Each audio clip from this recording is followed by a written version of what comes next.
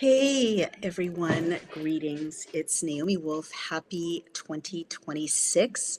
I'm broadcasting from a Buddhist slash Hindu retreat center in the depths of mountains in the Northeast. I'm not going to say exactly where because Brian doesn't like me to say exactly where I am for security reasons, but if I look high, it's because it's been 5 days of chanting, meditation. It's not a drug, it's just the mind being blissful and peaceful and happy and still. Um, it's an incredible practice to learn how to do Hindu or Buddhist meditation, Vipassana meditation, metta meditation. I don't mean to use jargon, but there are different ways to do it. And just talks about setting intention for 2026. So I've I've been in the mountains, actually in a valley where a meteorite hit millennia ago, and so there's actual different magnetism in the earth here because this meteor is half a mile underground with different kinds of ore, creating a different vibe. It's a vibe of incredible peacefulness. So I see from all my news on my phone, in my computer, that the world continues to go to absolute chaos and catastrophe. But I feel hopeful about 2026 for a number of reasons. But one of them is that I've been steeped for the last 5 days in a tradition, and I haven't changed my religion. It's not a religious thing. It's a philosophy, right? And I think you can take something from all the great philosophies in the world. But the Tibetan specifically, and Tibetan slash Indian philosophies about what this earth is for and what our lives are for has really given me a sense of calm about how horrible the world is right now because many reasons, but Buddhist or Tibetan Buddhist slash Tibetan Indian philosophy, I don't want to do it like a kind of dumbed down version of it. I'm just barely a novice learning about it, but it's, basically causes and conditions have brought about this current state on this planet. Karma, plays a role, and also giant cycles of human evolution and planetary evolution play a role. So it's not all down to us. And as someone who's an activist and a warrior, that's actually very relaxing to think about because it doesn't mean we stop fighting at all. In fact, someone pointed out when I said, well, my husband's a soldier, he has a very kind of, we have to fight, fight, fight mindset, which is very inspiring, but also can wear me out anyway, because I'm not, I'm not able to fight so hard, so long without sometimes needing a rest or needing peace. The teacher said, well, one of the great texts of this tradition takes place in the middle of a battlefield. And the Bhagavad Gita, I gather, which I have to reread. But, in the middle of a battlefield, one of the warriors says, I just can't go on. I can't kill, my relatives on the other side of this battlefield, who are the enemies in this fight. And he kind of threw down his weapons. And the whole rest of the narrative is, I believe, Krishna explaining why it's okay, why he has to fight, that's his dharma, but that there are bigger forces at play that we can also rely on. And what we can rely on is, and this is something for people who are listening, I know I have a very Judeo-Christian audience, which I appreciate, also, Muslim, also agnostic and atheist, people from all over the world with different belief systems. But I think all the great religions share this view that if you commit yourself to kindness, which is called bodhicitta, and commit yourself to doing good, which is taking the bodhisattva vow, according to one of the sacred texts, to just keep trying to do good, keep trying to be of benefit to all beings that you encounter, all beings on the planet, all beings in the universe, whether you like them or not, for all your days on this planet, that is a way that we all collectively create conditions for enlightenment and liberation for everyone. Because in this philosophy, we're not, which is very different from Western philosophies, we're not all separate. We're not all individuated with no connection to each other, or really no connection at all if we're enemies, or, we inherit ancestral hatreds. In this tradition, we're all connected, even if we're enemies. We're all connected. And Jesus said something very much like this. Remember when one of his disciples said, Master, here's your mother, and here are your brothers and sisters. And he said, who are my brothers and sisters, right? Aren't the people who are joining with me emotionally and spiritually my brothers and sisters? It's good to be reminded that we're all connected, because the algorithms, play on the notion of difference and separation. The algorithms in our phones, which become the algorithms in our minds, right? And so we construct a reality in which we're also separate and we're just in combat with each other. So it is very peaceful and relaxing to be bathed in a philosophy in which we're not separate, and we can do good wherever we are, even if it seems overwhelming. And look at this view. I'm just going to turn it around so you can see what's outside the window. I don't know if you can see that, but it's a gorgeous snowy mountaintop. And, being in nature so completely is also very, very healing. And so I've made some kind of New Year's wishes and commitments for myself. And one of them is I'm going to structure, texts and emails and social media so that they're not kind of afflicting my brain so continually. My brain needs peace, and your brain probably needs peace also. And we can't think our deep thoughts and tune into the poetry of the universe or of our own lives if we're being constantly interrupted. Especially because the interruptions on social media, especially, are designed algorithmically to annoy us or alienate us or depress us or irritate us or cause us to, something else that is aversive or not a good idea in the Buddhist and Hindu tradition is, or cause us to grasp and to want and to, I want that outfit, I want that house, I want that, those things on Etsy, right? That's my, Pinterest and Etsy are my special vices. Both of those things kind of create what they call monkey mind, distract you from that stillness and depth and peacefulness that is your state, that is most generative and most what is the word? Where you're most yourself, because you carry what they call Buddha nature. And again, every religion has a version of this, Christ consciousness, right?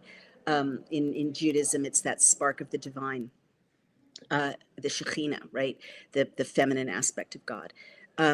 We carry that, and it's so easy to lose it or to feel overwhelmed, or just like nothing we do will matter. So anyway, thank you so much to this beautiful retreat center. And I've been doing Qigong for the first time in my life, and it's been very, very, very helpful. And now I will switch gears and tell you about Zohran Mamdani's inauguration, which, even though I just gave an intro, which is like, chill out, it's all fine, the world is vast. In fact, what's going on in New York is absolutely terrifying on a more micro level. The other thing I want to say before I dive into my analysis of Zohran Mamdani's inauguration, and please remember that I'm a former political consultant to the Clintons and to the Gore team.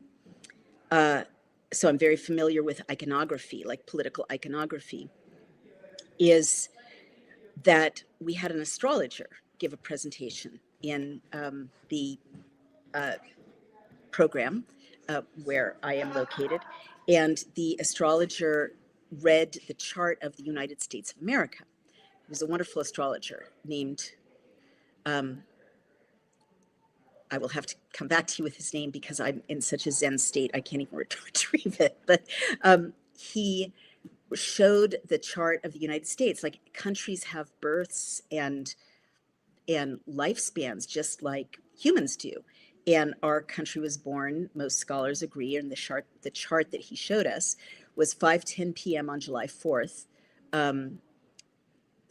when the Declaration of Independence was signed, and he showed that the planets. He kind of taught us how to read an astrological chart, which is pretty interesting. I've seen them before, and I've never been able to make hide nor hair of them, or heads or tails, I should say, of them. But he taught us how to read it, and he showed us that the planets kind of aligned at the time of the birth of the nation exactly the way they did in 1861, which was the start, of course, of the bloody Civil War that lasted for 4 years in the United States.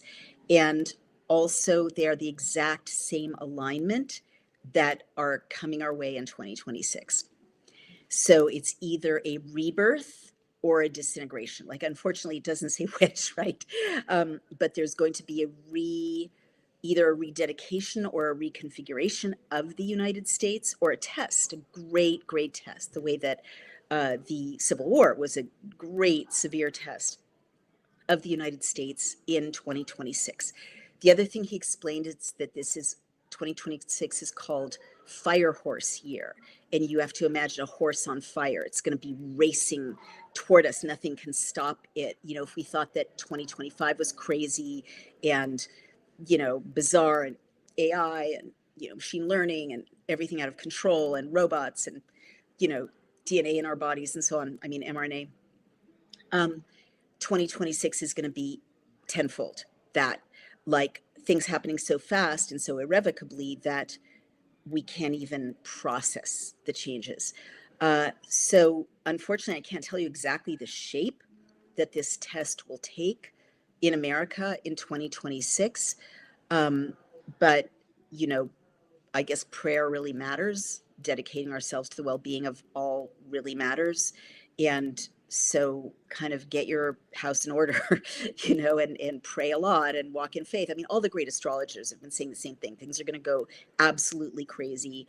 Don't worry, stay calm, stay focused, do good, stay peaceful. But it's going to be some crazy times. And we don't know for sure what shape the United States will be in when this year is over.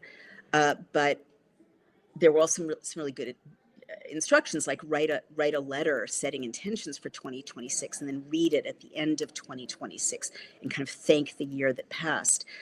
So I did set some intentions, and I don't know, I'm feeling hopeful about this year. I feel like it's much harder in 2026 to enslave all the populations of the world the way they were clearly planning to in 2021. It's harder. People have woken up. People are, massive protests in Iran, calling for the end of the extremist fundamentalist regime, calling for the Shah to come back, which is pretty mind-blowing. Of course, legacy media isn't covering that, which is weird and makes you wonder who is funding legacy media, right? Because it's a big story. Independent media is all over it, but legacy media is not. Massive protests in Europe for sovereignty, for freedom, for closed borders, which, is, as you know, I believe, obviously integral to sovereignty. Very strong support in our country for sovereignty, closed borders, having a nation of our own with a citizenry of our own. And I think ordinary people are ordinary, right? Non-elite people are much, much more aware now than they were of the dangers of, I think it's going to be hard to herd people into the, what is it?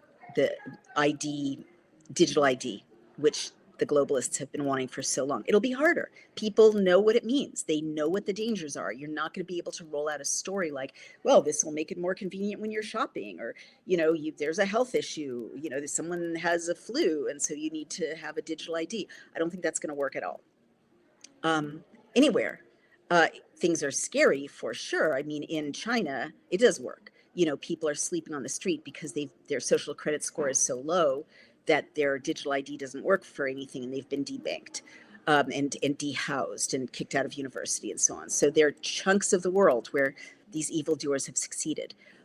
But other chunks they were counting on, like Western Europe, I think are proving to be harder to enslave than they planned in 2020, 2021.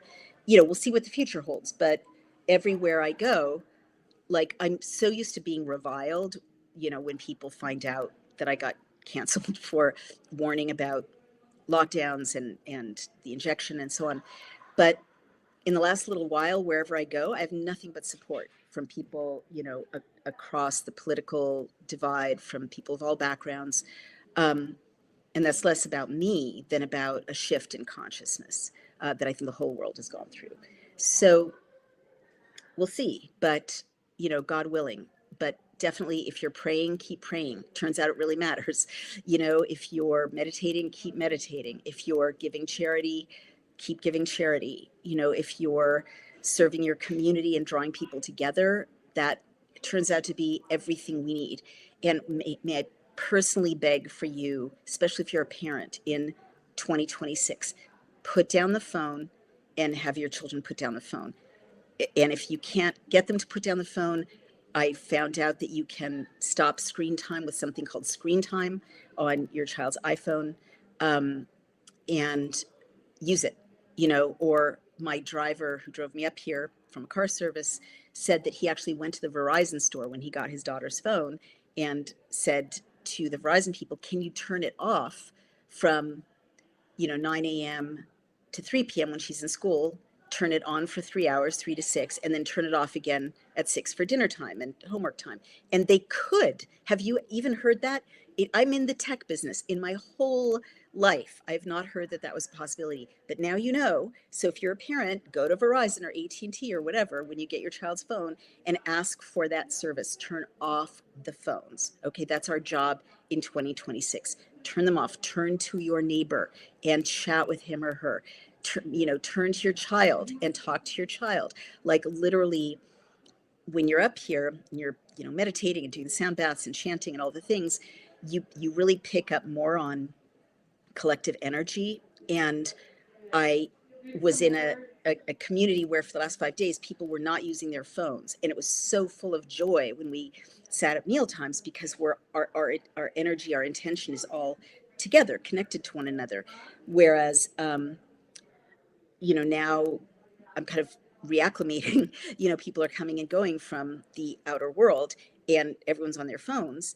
And I feel it like before, when no one was on their phones, it was like a beautiful, warm pool of human consciousness. And each of us was pouring our streams or drops of consciousness into this warm, lovely collective pool that we were all bathing in. And now, with people on their phones and some people not on their phones, it's like it's like someone on their phone feels like a shard of broken glass in the collective consciousness.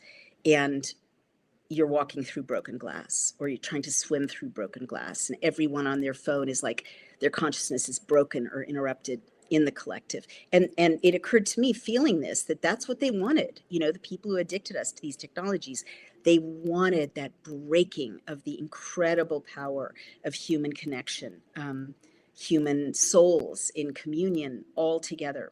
That's why they shut the churches and synagogues and mosques. I'm persuaded of it, because that flowing together is so transformational, so powerful, so healing. So that's my little preamble. Now let's talk about Zohran Mamdani's inauguration. I'm going to share the screen. I was pretty struck. I don't want to share the entire screen. No, I don't want to do that. I may not be able to share the screen with you. I'm going to stop the screen and try it again. I'm going to share the screen, allow to share screen, and it gives me share entire screen, and I don't want to do that.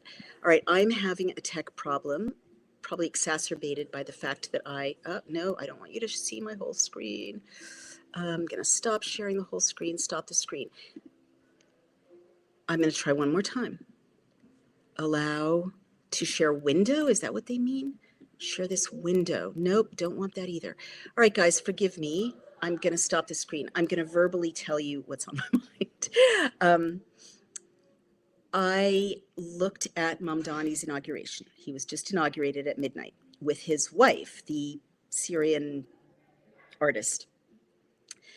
And they're, you know, a lovely, telegenic couple, young. Um, and I've mentioned before that, you know, Zohran Mamdani's mom is a filmmaker, a famous filmmaker, and a very talented filmmaker. And I've mentioned before that I feel like she, or a theatrical, you know, someone familiar with theatricality, was stage managing Mamdani's appearances because they were so cinematic. And I specifically said, look at what he's wearing, because, which is very important. Again, I used to do that I used to talk about imagery for Gore 2000 and for Clinton's reelection campaign. And political imagery is very important. It's, you know, Jung knew that our collective unconscious operated with symbols and archetypes. And when a leader, especially, can tap the power of symbolism, uh, all kinds of things become possible. And so, what I asked you all to note is that he was dressed as if it was 1962. You know, that dark suit, the dark narrow tie, the haircut, you know, a very Kennedy-esque, but like Robert Kennedy, right? Uh, Very Kennedy-esque look. And that was clever because it taps that memory we have as Americans of this idealistic time, a time when new ideas, new policy ideas are being uh, rolled out. There's more emphasis on equality uh, and drawing people into, you know, to society who had been marginalized or had been ostracized. So it's kind of a brilliant choice. But you notice he like literally didn't change his suit for the entire duration of his campaign. It was clever. It was a trademark. Uh, but you barely saw Mrs. Mamdani. And so now at the inauguration, you see Zohran Mamdani and Mrs. Mamdani, and you see that she is wearing a really interesting, very chic brown coat that is a long, tailored, fitted coat with a flared skirt, and like 3 rows of fur or some sort of fuzzy material of some kind. And take a look online at what I'm describing. So, why did this immediately terrify me? You also, if you see images that pan out, you can see that all of the women in the crowd, and yes, it's very cold. It's midnight in New York City, you know, on January 1st, or perhaps the first into the second. But the women are also wearing these long, fitted, flared, colored coats. Now, the reason I really reacted to this is that is not a normal fashion right now. And it wasn't a normal fashion in 2020 when, like, it's a very unusual thing. You don't see women in long fitted flared cloth coats typically right now in human time. It's not a fashion. Um, Other things are a fashion, but that's not a fashion. But if you think back to 2020, all of the all of the key women, Mrs. Biden, a number of, you know, AOC, a number of other, Nancy Pelosi, a number of women, if you go back to that imagery, were wearing bright, fitted, long cloth coats that flared at the bottom. And they often had 2 rows of buttons. Well, what is that?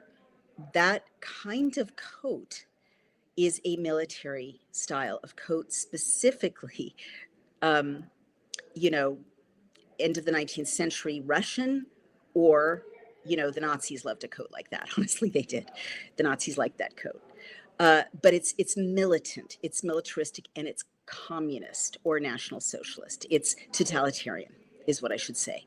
There's not a regime after 1850 in the West or in North America where anyone wore that coat that was not a leader in a totalitarian society, especially a militaristic leader in a totalitarian society. Stalin wore coats like that, not brightly colored, obviously, but that style of military coat.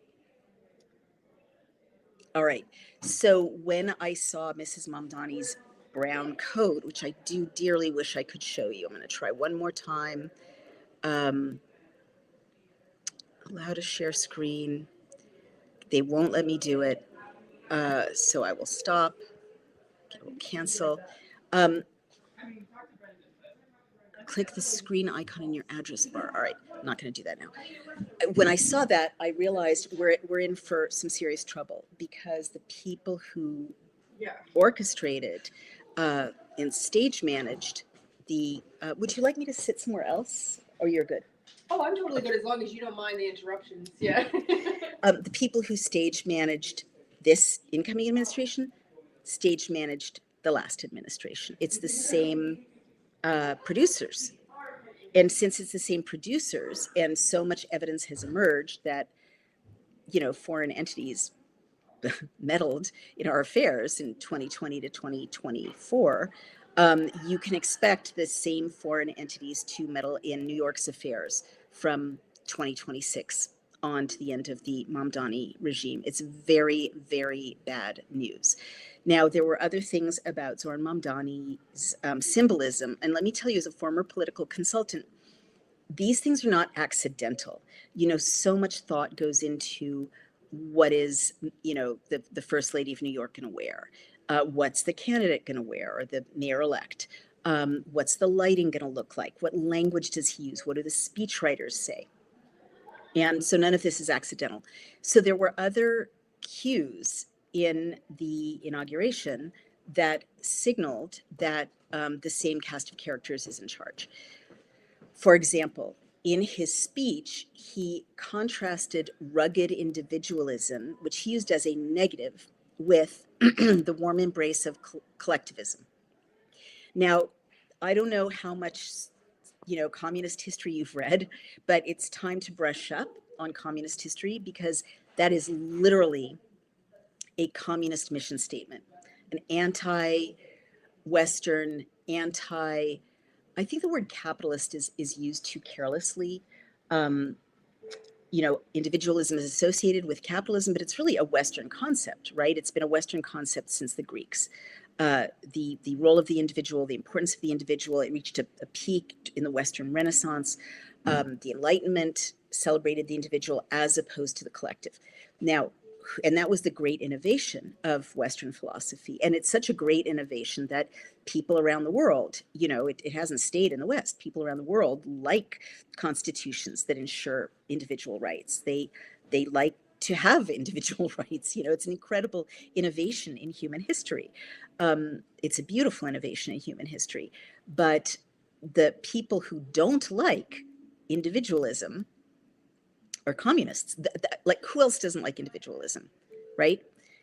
Communists. You could say socialists, but what Mamdani is already doing is kind of blurring socialism into communism. And there's really like a hair's breadth of difference depending on what you're talking about between the two terms these days. And a lot of communist societies think of themselves as socialist. For instance, the USSR, the acronym is Soviet Socialist, right? They thought they were socialists. The Nazis thought they were socialists. National Socialists, that's the origin of that term, and so on. So, but collectivism, the word, is a communist word. It's a Stalinist word. It's a word that goes back to the Russian Revolution. They created collectives. That's what it was, collectivism. The earliest iteration of communism after the revolution that brought the czars to an end was the collectivization of society.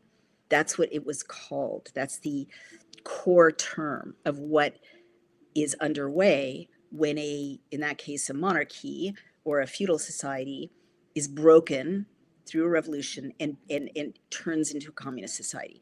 But it's also collectivization is what happens when a capitalist society or an individualist society is broken or overthrown and turned into a communist society. Collectivization, I can't stress it enough. And there's nothing nice historically about the collective. I know it's been rebranded, especially to young people. It sounds awfully cozy, especially kids who grew up on social media where they're surrounded by consciousnesses like a collective, a group. And also the way that communism is taught these days, especially in expensive liberal arts schools and Ivies, the horrors of communism are really downgraded, and the horrors of capitalism are really showcased, and the benefits of individualist societies, human rights, rule of law, rights for women, rights for gay people, and so on, they're not explained anymore as being an outflow, which they are, of individualist societies. The downside of individualist society is the fact that, yes, in a totally individualistic society, some people, have more unequal resources and assets than others. That is true. Before you had Social Security, elders, went to workhouses, or children had, couldn't go to school because they were working mines and at the loom, in the, cotton mill. All of that is true. But we've got a generation that has heard only about the horrors of individualism and not about the beauty of a system that gives every single person rights, and on the basis of that understanding that every single person has rights as an individual, and our Constitution says the individual is endowed by God with certain inalienable rights, right? Um, as a result of that, reform can happen. And I'm a big fan of reform, because when you reform a system where children are working at a loom, or can't go to school, or being sent down into the mines because their hands are tiny and they can do things with their hands that adults can't do. When you reform a system, you have much more humane outcomes, and you don't lose the liberty, right? But there's a whole generation of kids now, and they're Mamdani voters, young people, who have not been taught how precious liberty is and how much went into our having the liberties that we have in the West and in the United States. Liberties that people around the world, again, they're not Western, around the world, people want the same liberties. They want, women want equal rights. They want to go to school. They want to be able to own property. They want to be able to not lose custody of their kids in a divorce, right? They want to not be beaten. They want to not be raped. LGBTQ people, that's not a term. Gay, lesbian, bisexual, and transgender people, Q is too amorphous. That's the subject of another podcast. But, they don't want to be imprisoned. They don't want to be tortured the way they are in Egypt. They don't, like, all over many parts of the world, you can be imprisoned for sodomy if you're a gay man. Lesbianism doesn't have the same kinds of penalties, but it's not good. So all over the world, people want the rights and the liberties that were developed in the West. But we've got a horrible deficit in that Mamdani came to power, I believe, fraudulently, and I'll post the receipts for that shortly. But nonetheless, lots of people supported him, and especially his own generation of young people who have seen nothing positive and been taught nothing positive about the individualist capitalist West. They've been taught the downsides, the negatives, and they're certainly experiencing the downsides. I don't want to minimize that. They can't buy a house because it's the down payment is so astronomically out of the reach of people working hard. Most of half of America lives paycheck to paycheck, and young people trying to just buy a house can't do it now the way they used to be able to do it in the early 60s, for instance, on one income. They've got crippling student debt. They see, going to a bar is so expensive. There's nowhere else to meet people. Like it's such an alienating world for young people. So Mamdani, swept in with a message that really resonated with a lot of those young adults. And here he is, our first communist mayor of a major city, and a city that happens to be the financial center of the world, or certainly of the United States. So some other cues, in addition to the very formal statement that he's, siding with the collective rather than the individual. I'll get to the additional cues in a minute, but what I really want you to know is that having been present for the writing of any number of speeches of both President Clinton, Mrs. Clinton, and Vice President Gore.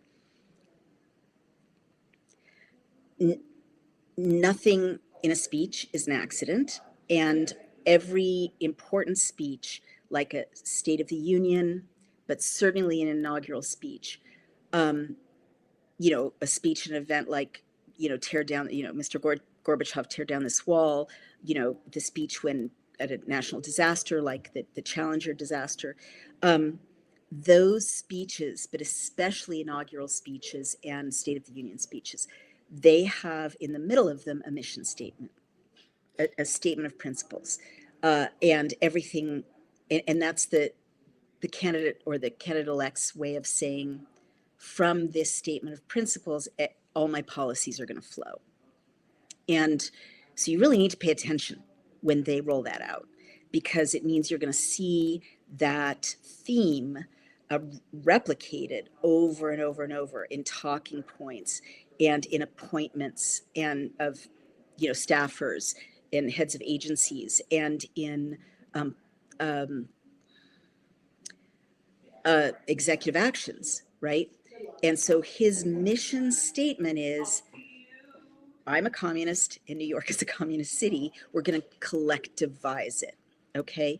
Individual rights do not have the weight that they used to, and it is the era of the collective. So pay attention. You heard it here. Other people are saying it too, but I'm drilling it down into you, because when he like surfaced that dialectic, he was really creating an opposition. Here's the individual. That's the past. We hate it. Blech. Who needs the individual? That was really secretly cruel to, have individualism, rugged individualism. He really didn't like that. And, we're going to wrap you in the warm embrace of the collective. Oh my God. So let me talk about a policy he's rolled out already. So one of the very first actions of Mamdani's administration to be, right, even before he had formally been inaugurated, his city council rolled this out with his blessing. It's a new law, and it should scare everyone to death, whether they live in New York or not. And it is a law that takes your property if you own property in New York, and it's a housing, sorry, and it's an executive order targeting landlords. All right, and so what he did was he said, okay, if you own a multi-unit, or his city council with his blessing, if you own a multi-unit property in New York, even if it's just 2 units, right, a townhouse, of which there are many thousands in New York, doesn't matter if you want to sell it. You can't just put it on the open market anymore. You can't put it on the open market if you're pressed and you need to turn it around fast. You've bought a new home, you don't have a lot of money. Too bad. You can put it on the open market. You can't put it on the open market. You have to file paperwork telling the city that you want to sell it. At that point, NGOs, pay close attention to this, non-government organizations, nonprofits, get to step in and see if they want that property and bid for it. And they can take up to 120 days to do that. And that's 3, 6, 9, 12. That's 4 months. All right. And you can't, as a result, have a bidding war, right when the market is hot. You have to wait 4 months. Only if the NGOs don't want it can you then take it onto the open market. Well, there are a lot of reasons this is absolutely terrifying. And I'm going to ask you not to, zone out while I explain it, because it affects you. Because there are, like, how can I put it? The hatchet is at the root of the tree of property ownership in North America, not just in New York, but also in Canada. And I'll talk about that in a minute. But what it means is, think about it. A lot of the landlords in New York are not giant corporations. They're not BlackRock or Vanguard. A lot of the property owners in New York are immigrants or single moms like I used to be, who scrimped and saved and worked multiple jobs because they knew that that along with college, right, for their kids, was a critical way to have upward mobility in the American economy, was to own property, and ideally a rental property. So they worked and worked and worked and worked and worked. I know so many cab drivers who worked 12-hour days, because I always chat with my cab drivers, and many of them worked so hard so they could buy that rental property. And they're really proud of it, as they should be. It takes a lot of work to buy a rental property. And that rental property is supposed to give them and their families an income, passive income, and help pay for their kids' college and be a source of security in their retirement. And that's how the system worked in, evil capitalism, right? In New York until recently.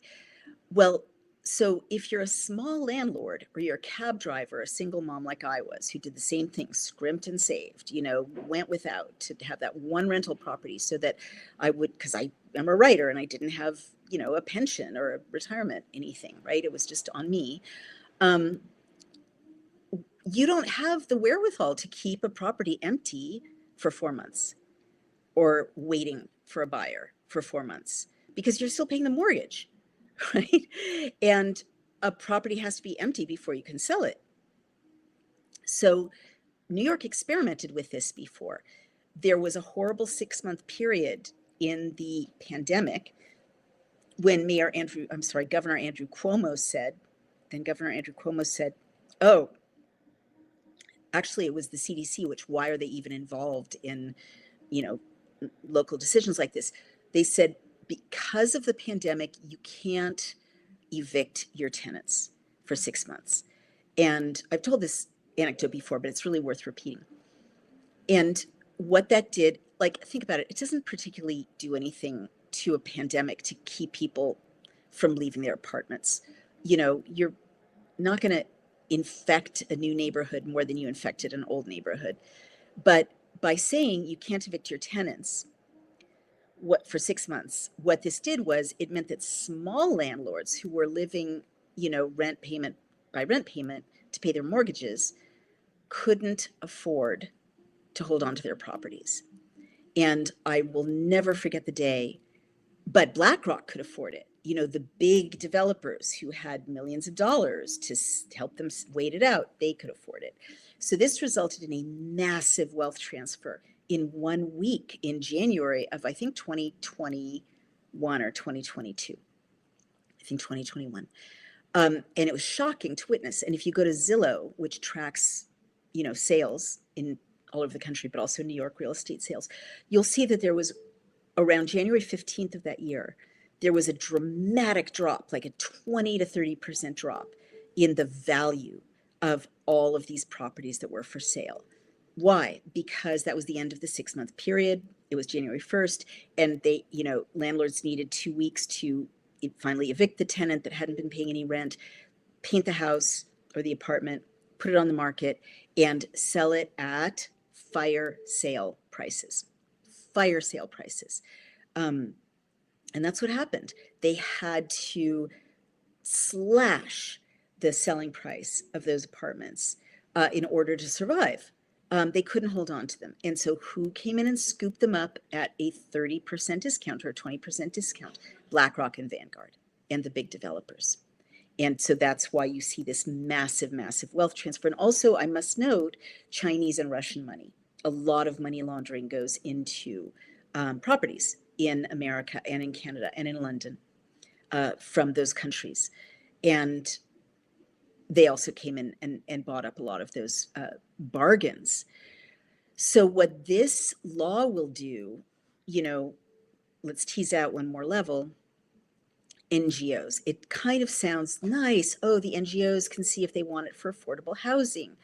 Well, Sam Antar, who's a former CFO of Crazy Eddie and who was busted for fraud and became a whistleblower and now exposes fraud, he wrote a really important essay showing how municipal governments like New York's fund NGOs, certain NGOs, nonprofits, who then help to turn out the vote and launder millions of dollars, right, of donor money. And then they help to elect a candidate who's part of the same machine, who then sends millions of dollars in city money through grants to these NGOs. And he broke this story before the Somali fraud story in Minnesota was broken, before the frauds in Ohio and Seattle and across the country, using this methodology were broken.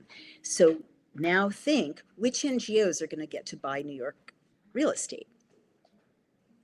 Only the favored ones. It's not going to be, my friend Jimmy Wagner's Donald J. Trump Republican Club in Brooklyn, right? It's not going to be, NGOs who are not doing the bidding of this machine, right? It's going to be NGOs who are in the business of perpetuating this machine. And by the way, people who live in these communities see right through this. I mean, the candidates I worked with in the last election running for city council, Black and Hispanic candidates running as Republicans for city council, they're like, these NGOs don't want to solve homelessness. They don't want to solve drug addiction. They want to perpetuate it so that the money will keep flowing and flowing in this circle of corruption and fraud. Well, those are the NGOs who are going to get those first dibs, or who will just sit there and wait and tie the poor landlord up in paperwork for 4 months until the landlord is forced to go on the market, having drastically reduced the price of that property, and then BlackRock and Vanguard swoop in to snatch it up. So that's a massive intervention in property rights. Whether you are a Democrat or Republican and independent like I am, that's communism. Communism is defined, among other definitions, as the state control of resources and the state control of the economy. And there is nothing more directly illustrative of state centrally planned economy, is what it's called. There's nothing more characteristic of a centrally planned economy than what I just described to you. That the city saying, no, you can't with your own property. Now, the reason I mention this is that British Columbia is going the same way. Very interestingly, that attack on property rights is being brought about by, we've been saying thank you to the Chippewa, thank you to the Muskogee Nation, thank you to, I acknowledge that I'm on whatever land, and then you acknowledge, it's called land acknowledgements. And these started to become popular just a few years ago. And I really paid attention to them because I thought the wording is not organic. It's wonderful to acknowledge that people lived here before European settlers came. I would say that if you know anything about history, people lived here before those people came, and people lived here before those people came. And, the nature of living on this planet is waves of population, being territorial, taking over, and building cultures and civilizations. But it's a lovely thing to do, theoretically. However, the inorganic nature of it is, I acknowledge this is their land. That is a legal statement. That is a statement that sets the stage for a legal claim. You acknowledge this is our land. You acknowledge this is our land. You said it in writing, right? Okay, it's our land. And that's what you're starting to see in British Columbia, is Native people saying, okay, you've acknowledged it's our land, hand it over. And again, I'm a big believer in, if treaties were violated, make the treaties right, pay people, like reparations, like I believe in that, right? But this is not that. It's another Marxist intervention in property rights, using, I think, Native tribes as proxies. And in this case, I think Marxism has come to New York using radical Islam as a proxy. So now the last couple of things I want to talk about before I take your questions, and there are tons of comments. That's really nice.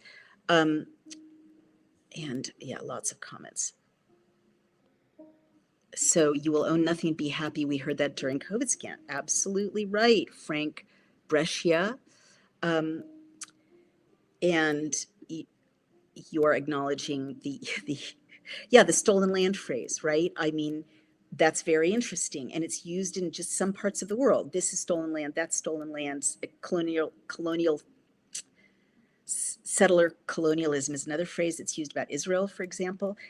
But again, I would say you've got to read history, read deeply into history everywhere, including Palestine, Israel, Gaza, Syria, Jordan, Wisconsin, England, Ireland, Scotland. Anywhere you look, anywhere you stick a pin on a map, you could say the people who are there are settler colonizers because they're taking the place of other people who were there earlier. So it's a nonsensical term. And yes, definitely children are saying, and there's a curriculum apparently that they're getting in Minnesota and maybe other states, that says, oh, it's stolen land, it's stolen land. Well, that opens up a very gigantic can of worms. I mean, I believe in not erasing the history of the tribes who were here. We owe so much to them. A lot of the conquest of this nation was by force. And I'm not downplaying it, and treaties should be honored, as I said, but a lot of the conquest of everywhere, including the wars of tribes against tribes, was by force. And that's the nature of conquest. And there's also, I have noticed, lies being told. For instance, California was purchased bit by bit from the people who owned it in the 19th century, who were Spanish ranchers and Mexican ranchers. They were the aristocracy in California. And when I went out to California recently and I toured a 19th century fort, I was very surprised, or, displays about the gold rush. I was very surprised to see terms like colonizers or colonial and colonizers, because whatever you may think about the gold rush, they weren't colonizing, and whatever you may think about the first settlers in California, the Anglos bought land from the people who had colonized, who were the Spanish, who had come over in the 16th century to colonize, right? So the story that is being told, I mean, there's just been an effort in San Francisco to give $5 million in reparations to Black Americans in San Francisco. So I do actually believe in reparations, but California was never a slave state. The people who were the enslaved or laborers were Chinese in California. And so there's like this fake or a non-historical victim oppressor dialectic being rolled out inaccurately over vast swaths of North America, where it's not even historically accurate to say it, and where the real history is one of purchase. Like the Louisiana Purchase was a purchase, right? We purchased from France, we purchased from Spain. It's much more complicated than quote unquote stolen land. So let's keep going. Let's say a land blessing. That's really funny. So those are really dramatic interventions. And the last thing I want you to notice with the inauguration is the Quran. Now, Mamdani his dad is Muslim, his mom is Hindu, but he has every right to swear on a Quran. That in itself, is a First Amendment freedom of worship thing. We should be all for freedom of worship, whatever shape it takes. But some of the things he has done are very dramatic in terms of his appointment, and signaling that he's going to be creating a dialectic, again, communist versus individualist or capitalist, and also, unfortunately, fundamentalist Islam or radical Islam versus Jews in Israel. And to me, this is heartbreaking because as a New Yorker, it's been the place where everyone can be a New Yorker. We don't divide on the basis of religion. We don't divide on the basis of, we may have arguments about, Israel and Palestine, but we are above all New Yorkers. Well, he's creating a dynamic using the state to endorse really one religion over another and one political ideology over another. And that has never happened in this way in New York before, bringing kind of a global conflict to a municipal level. There have been other bad things mayors have done in the past, but no one's ever done this. It's like bringing Northern Ireland and, Catholic versus Protestant fights in Ireland to New York with an Irish mayor, and then empowering one side with the power of the state, right? It's very dangerous.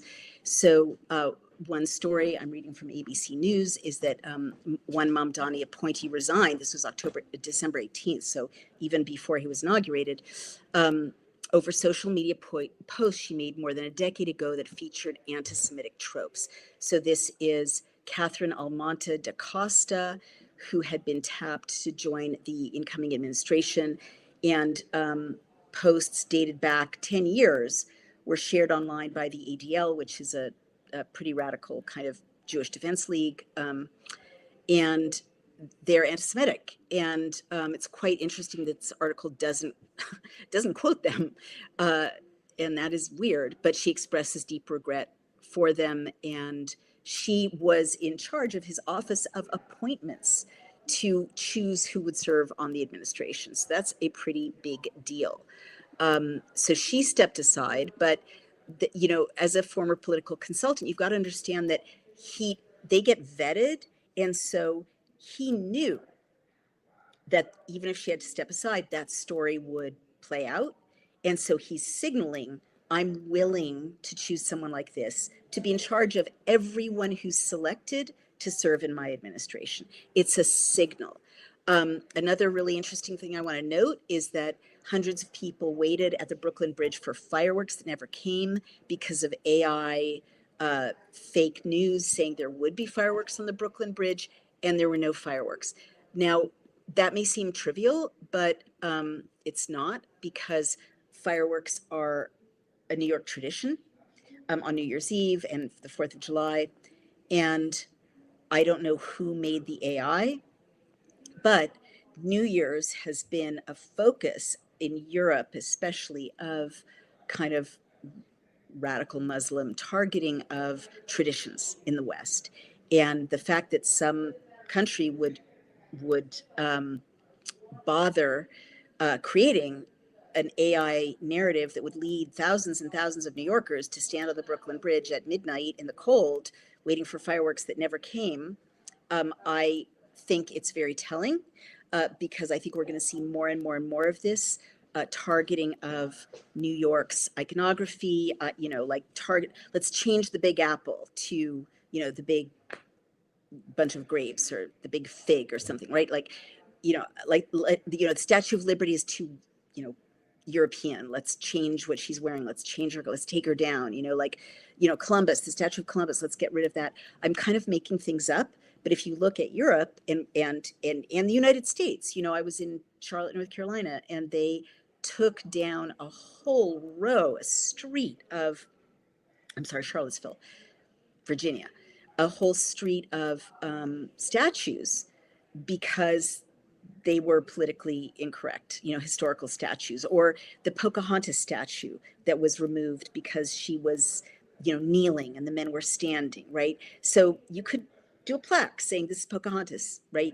Some people don't like that she's kneeling, but they just got rid of it. So you're seeing this across Europe, the burning of churches, right? The targeting of Christmas markets. I've talked about this endlessly. You're going to keep seeing it in New York under Zohran Mamdani to wipe out what is New York about New York. And the last thing I want to mention is he also chose a lawyer who has been supportive of defending people who targeted New York. So that's would never happen under normal circumstances. Here we are. I'm looking at Fox News. Mamdani taps controversial lawyer who defended al-Qaeda terrorist for top role, quote, powerful advocate. So this is Ramzi Qassem, and he also served as top advisor on the White House Domestic Policy Council during the Biden administration. So I'm telling you, you're seeing the same people who are in charge of the Biden administration are in charge of this. I promise you, these people have resurfaced. It's the same talent pool, and you're going to see the same kinds of policies, which is really scary, because it turns out that, the Biden family took $3 million from a, Chinese like intelligence asset. But this is pretty shocking. Ramzi Qassem defended al-Qaeda terrorist Ahmed al-Darbi in court as the city's top attorney. And he was appointing Qassem as New York's chief counsel, the top legal role in the city. So that's like the attorney general of the city. And he's also appointing Stephen Banks as a self-proclaimed social justice attorney. And in 2014, al-Darbi pled guilty before a U.S. military commission to conspiracy in connection with an al-Qaeda terrorist plot to bomb the French oil tanker MV Limburg off the coast of Yemen. One civilian was killed in the attack and several others were injured. He was convicted of the crime in 2017 and was transferred by the Trump administration in 2018 to Saudi Arabia's custody. So this guy is in charge of New York's law. And this quote at the time of the transfer is, "While it may not make him whole, my hope is that repatriation at least marks the end of injustice for Ahmed. He has had 16 long and painful years in captivity." Qassem represented anti-Israel activist and Columbia student Mahmoud Khalil in 2025, who was arrested by ICE for his alleged role in leading anti-Semitic demonstrations on campus. And Khalil has since been released. His legal case is ongoing. Well, this is very big. It's a very big deal that this lawyer is now in charge of the law, what happens legally in New York. It's an incredibly powerful position, and he can create a two-tier justice system in New York, the way England now has a two-tier justice system that is privileging, radical Islamists and imams over people who are not them, or he has the power to, and immediately they did this. They got Mamdani's first actions in a city that doesn't have enough school lunches for kids. Not, the infrastructure is terrible. The subways aren't safe. Half of 3rd to 8th graders read below grade level. So many problems, environmental problems, so many things to work on. Elderly people, alone in their apartments, priced out of the city. I mean, crime, like sexual assault, like so many things, homelessness, drug addiction. His first priority, some of the first things that Mamdani did was to get rid of anti-BDS policies left over from the Mayor Adams administration that said, we're not going to buy from contractors who boycott Israel. And you could say that's legitimate, is like America first. But that's one of his first actions. And one of the second actions which is much more worrying, is that he got rid of the definition of anti-Semitism that was used by an international Holocaust remembrance entity, thus kind of weakening the protections of Jews in New York from anti-Semitism and anti-Semitic acts. So it's a very dangerous time to be a New Yorker. I think it's a particularly dangerous time to be Jewish in New York. But that's the iconography that he's choosing. And I think it's very interesting to me that Iran is erupting with calls for freedom and overthrowing the imams, and none of the legacy media is covering it, almost, as I mentioned, and that this iconography and these appointments and the symbolism that Mamdani is choosing is so extreme and scary and radical, especially in a city that suffered so much from radical Islamic terrorism in 9/11. None of the legacy media is covering it in a normal way. Like, these are not normal appointments. This is not normal language. This is communist language. These are specifically appointing people who have a record of, singling out one group for hate speech on social media, or defending like a killer, of an ideologically motivated Islamist killer. And that guy's now in charge of New York law, right? Terrifying. It's like the structure's been laid down in one day. That is terrifying. So that's what I have to say. That's interesting. James Green, our good friend, who always makes such great comments, said, did Robert Oppenheimer indicate this realization when he quoted the Gita at the Trinity test? Say more about that. The world's, I'm a destroyer of worlds, I believe, was the quote from the Bhagavad Gita. And I think you're reacting to, wow. I think you're reacting to my comments earlier about the Bhagavad Gita. This can't be the real David Hogue, but it's an interesting comment. It's a troll. My goodness, when you were a sophomore at Lowell in Mr. Rauschman's English 70H class, you were stuck up to be sure, but you weren't an idiot. What happened to you? Well, that's pretty funny, but also a little bit intimidating because you certainly researched my adolescence. So I don't know how you know all of that, but say more. But I think this moment is kind of a teachable moment that I'm, showcasing a real threat to New York City, and the nature of the comment is a little bit intimidating, personally intimidating. And David Hogue follows up by saying he was elected. Well, was he? I have the receipts on that, and I'll bring them. There were a lot of irregularities in the election. Betsy Dooner says there is not a pure system that can work.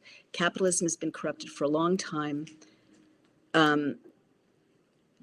They give voters power. Capitalism can become a monster. That's for sure. We need both.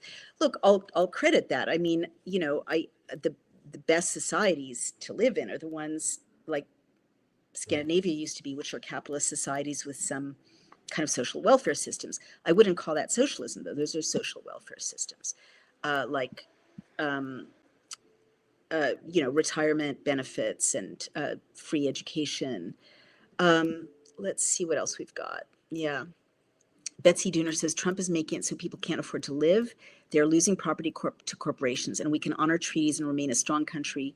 We can have a social system and also have capitalism that is, I think you mean, that is not killing people. Well, certainly, and these are debates to have, right? Like, I miss an American, which we could have these differences of opinion, like what's an ideal society look like? You would, have this kind of social program. I might think, that goes too far. I might want to cut back, especially with the kind of debt we're in. But these are important conversations to have. I don't know if we can have them in a truly communist society, right? And Carol Smith says true freedom costs. When the sun sets, free is free indeed. Can't live free if you're a prisoner holding the keys. You certainly can't live free if you're a prisoner. This is an interesting observation. It's divide and conquer. And yeah, I do think some people are being singled out and targeted in New York, and it's, so un-New Yorkish. You're comical at best, says Hadel Abdel. And you guys, I've been in this game a long time, and when personal insults come out, I know I'm over the target. I know there's an important story there.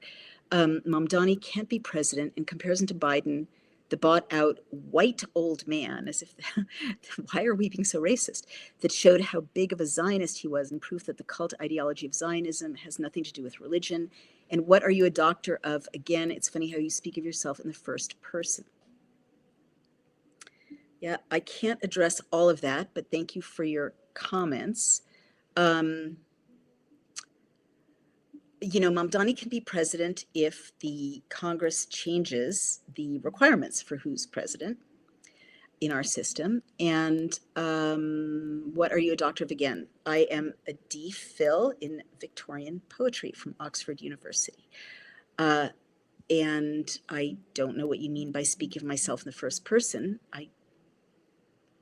I is a first person case. Okay, well, lots of trolls. Lots of trolls. That's very interesting. You truly are the doppelganger of the. Okay, this is getting just silly. I'll skip that. And then Carol Smith says we are all looking out a portal on the Titanic.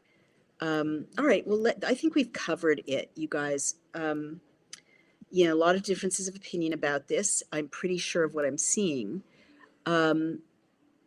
And I agree with Julie Munsterman, who says Trump shook the hand of an ISIS leader and praised him publicly for doing a good job after he was installed as the new head of state of Syria. Who voted for that?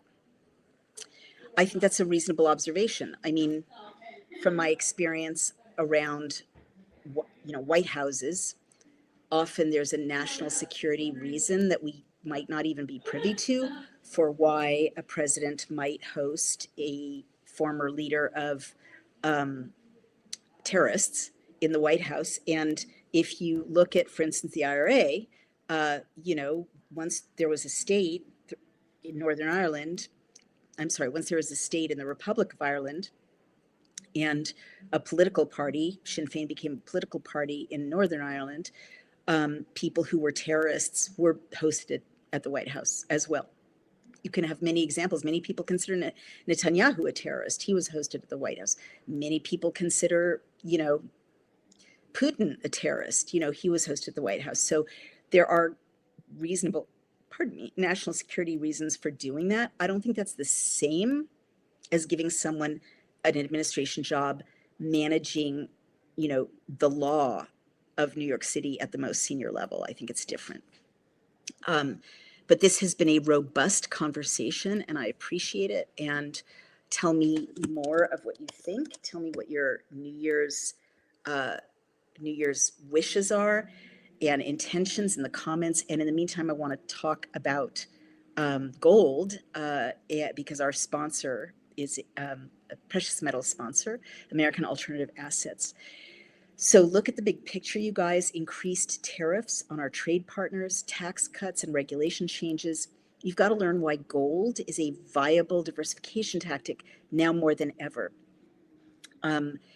You really should consider looking at American Alternative Assets because they will be able to tell you what to do to start an account, whether you have just a little bit of money or a lot of money. To start with, they can advise you about putting your assets or your retirement into gold. And Brian and I both think that times are so unstable that is more important than ever. And if you read the news this morning, silver is being bought up and hoarded, actually. So precious metals have never been more important. If Brian and I often talk about how if we had invested in gold 5 years ago, we would have quintupled our investment, which is pretty shocking, but there's never a bad time to start. So I really encourage you to go to 1-800-CLOUT-GOLD,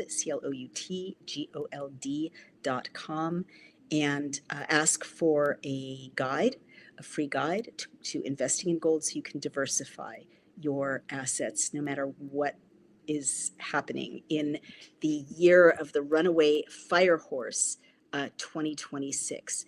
And that's really nice. Demiri Bailey says, great work, Naomi, thanks. It's really sweet. I realized after 5 days of being in such a peaceful environment,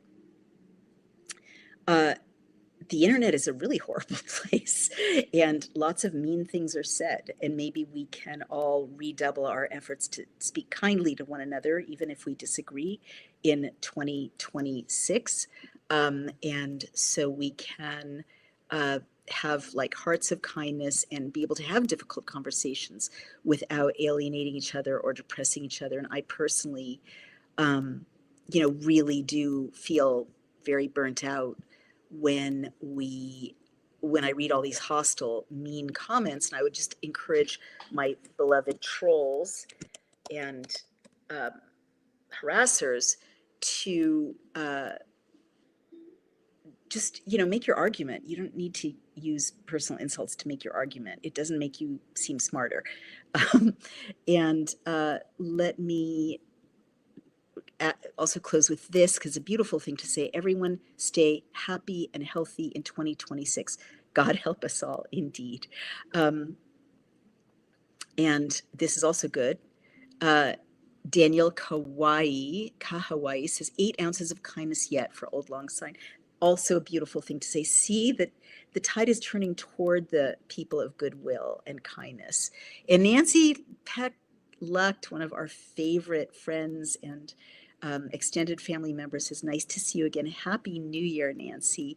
It's so wonderful to see you, even if virtually. And thank you for being such a good friend to me and keeping my spirits up in difficult times. And you guys, you have to see this beautiful snowfall outside.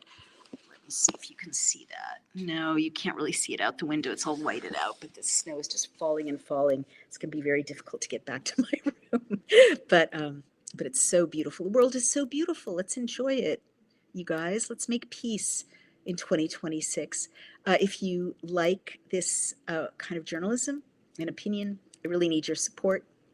We really need your support. We're a tiny team of very hardworking people. So go over to Substack, to Outspoken, and become a paying subscriber if you can. Or go over to Daily Cloud and make a donation or become a subscriber. And you guys, you've got to try legisector.com. It's Bill Cam 2.0. Legisector.com is like any state or federal bill in your area of interest or industry. It's an incredible tool, and it took sweat and blood and tears to produce it. So sign up. It's only $11.99 a month, but you will never, ever be taken by surprise by any legislation in any area. You can affect the legislation. You can see top trending bills. You can do it all from your phone. So this was my gift to the world with the help of our wonderful community. Please use it. Go over to legisector.com. Love you guys. Happy New Year. I'll see you, I hope, tomorrow. And yeah, let's pray for New York, everyone. Bye-bye.